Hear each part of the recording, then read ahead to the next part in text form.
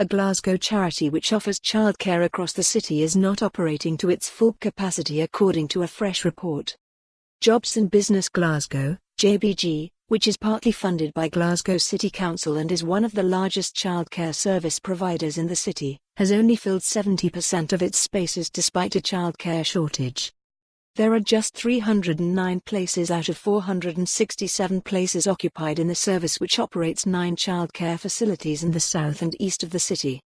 A report was brought before Glasgow City Council's scrutiny committee on Wednesday where councillors raised concerns about the lack of uptake in places. Councillor Aileen McKenzie asked, "Is there a reason for this as there is a large demand for childcare in the city?" A council officer agreed there was a huge need for services across Glasgow. He said, "We have over 500 individual children, but some of them are babies and part-time hours. That's the capacity in terms of full-time hours. In terms of what we have occupied from that, we are sitting on average at about 70% occupancy for all our childcare services in the city, and that is not unusual. Although we say there is a huge demand for childcare, 70% uptake is not unusual because it has to meet the needs of the parents in that particular area.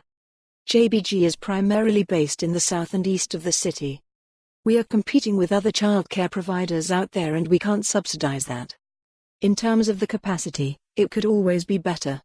We need to ask ourselves if we are in the right places. We are in some of the most deprived areas of the city. We could consolidate our facilities into 1 or 2 attractive centres." Councillor McKenzie then pointed out that there was a waiting list for some nurseries. She wanted to know if parents could send their child to a JBG centre.